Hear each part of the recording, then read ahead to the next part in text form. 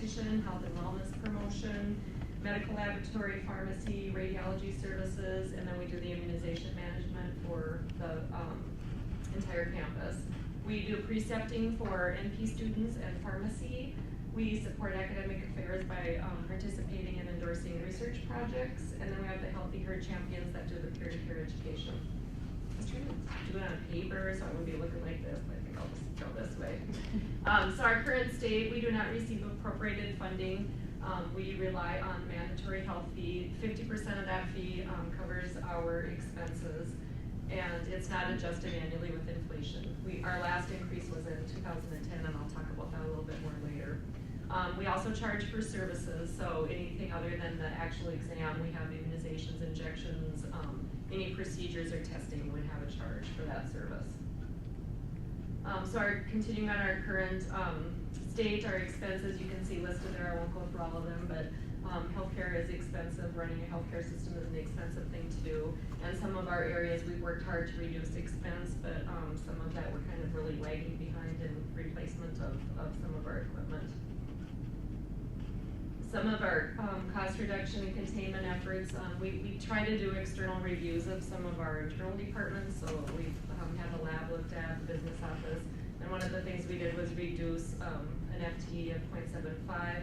We started utilizing work study students, so that was new to us this year and is working well. And then we worked really hard with purchasing to look at ways we can reduce costs of supplies or any equipment that we need to purchase, and we achieved a 6.8% reduction, which was good to achieve. And then we work really hard with our electronic health record Medicap to try and really make sure we're utilizing that system to its fullest potential so that we're being efficient. Other things we've done is to really streamline that immunization process. We're going as paperless as possible. We've worked hard with admissions. It's a labor-intensive process, so the more efficient we can be, the better. We cross-train staff, so our nurses and our rad tech can do phlebotomy, so that helps out with not having to have as many FTEs.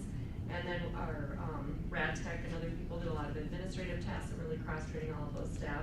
We reduce our staff in the summer to align with enrollment, so we are down to bare bones in the summer. And then we utilize per diem, we call it per diem in healthcare, but non-benefited staff that are, I think, considered temporary in the NDSU world. So we can just call them in as needed or schedule them, and they're not benefited staff.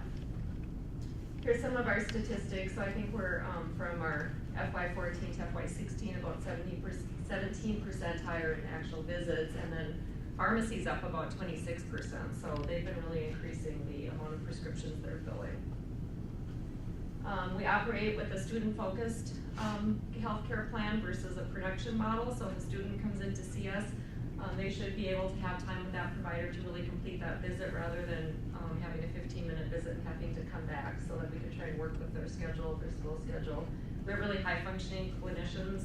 I think you'll hear that in the community, that they really do a great job providing healthcare and working with the young population. And they have really good follow-up, the providers and the nurses follow up, and we try to keep our costs very reasonable for services. We just had our accreditation last summer in June, and we achieved the maximum award, which is 3 years. So I think that attests to the quality healthcare that's being provided. And some of the comments from the surveyors made us very proud. They said that we exceeded their expectations. We have a robust quality assurance program. If anybody's had to do a quality assurance program in healthcare, it's a little intense sometimes. And then the other thing they said, which was the highest compliment they could give us, was that they would not hesitate to have their children receive care in our clinic. Here's some of our customer satisfaction survey results. So every fall we do customer satisfaction surveys, and then we take those results and we develop task force and try to do that continuous quality improvement. And so you can see the scores there. I think 2 of the really important ones are increasing their ability, students' ability to speak regarding healthcare needs, because that's part of what we're there for, is to really increase their knowledge and education about healthcare, and then the importance to academic success. We have some comments too, so I won't read all of them. I just think that it's positive that we're getting good feedback, and like I said, we take those customer satisfaction results and try and really look at everything. If there's anything that people think, that the students think they can improve on, we try to do that.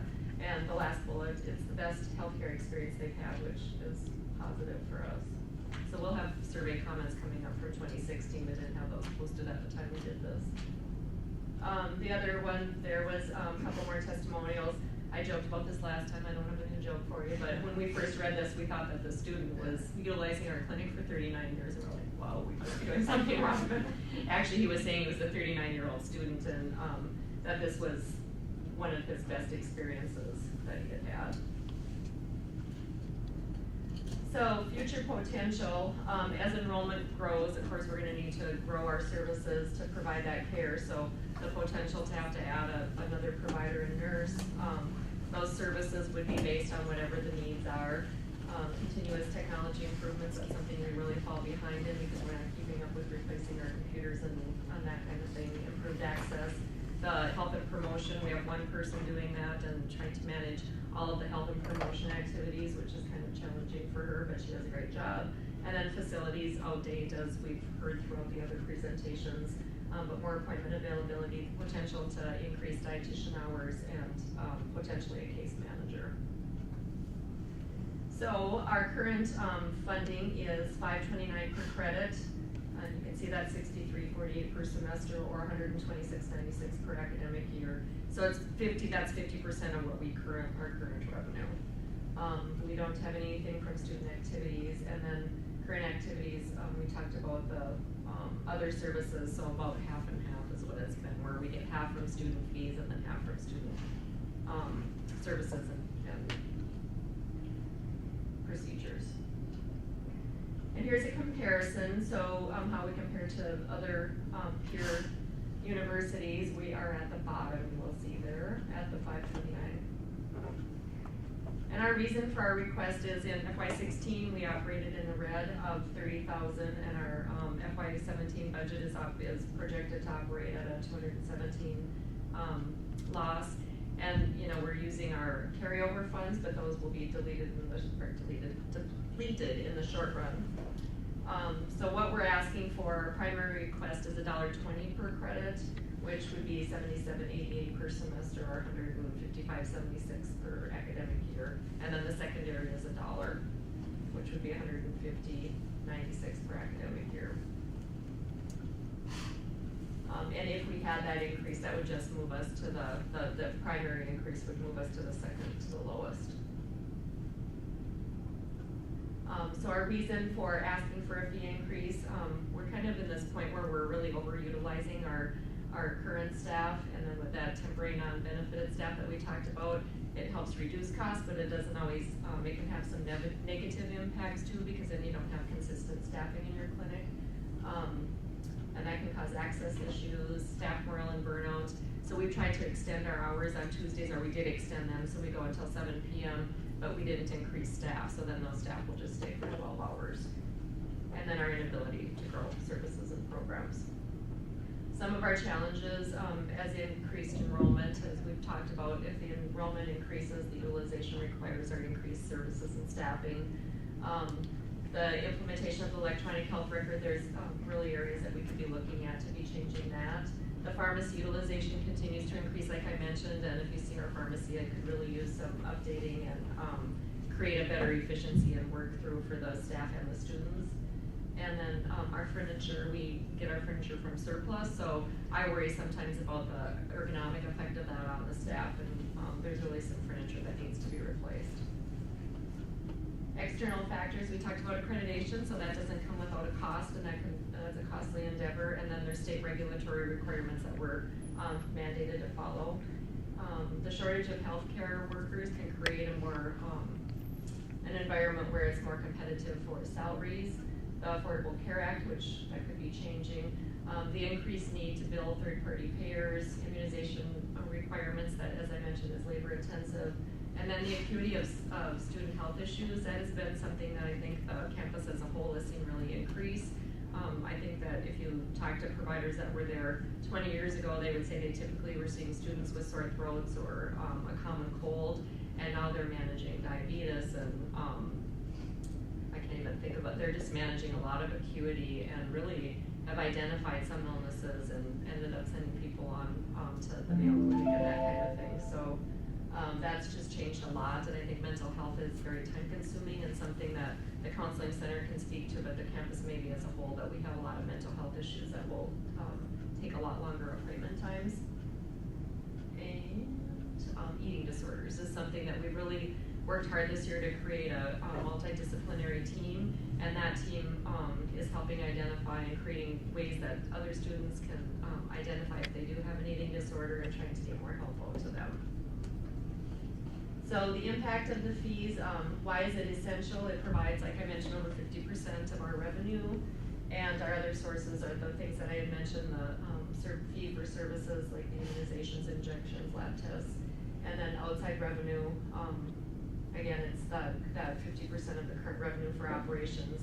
And since the student health service was established in 1940, it's always been the philosophy to be very competitive and provide affordable health care for students on campus. We have not had a fee increase since 2010, except for last year, we received a 54% increase. So our 2010 increase was projected to last for 5 years, and we stretched it out for 6, and then we had that minor increase last year. So our current performance increases, ability, really that would be the ability to sustain, or helped us to sustain operations at our current level, and as you saw, we were still in the red. Our student response is, like I mentioned, the 73% of the students saying that student health service is important to their academic success, and that's key to us. We want to keep them healthy so they do well in school here.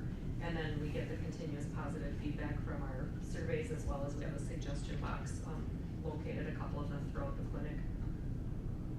Our contingency plan will utilize that carryover that I mentioned until it's depleted, and then we go to possible staff reductions, the possible decrease in appointment availability, decrease in services and programs, and who knows what else.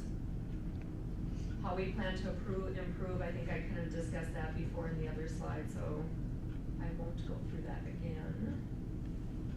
So in summary, our primary request is $1.20 per credit, and the $1.20 credit increase, which would increase us to $6.49, or a $1 credit increase would increase us to $6.29.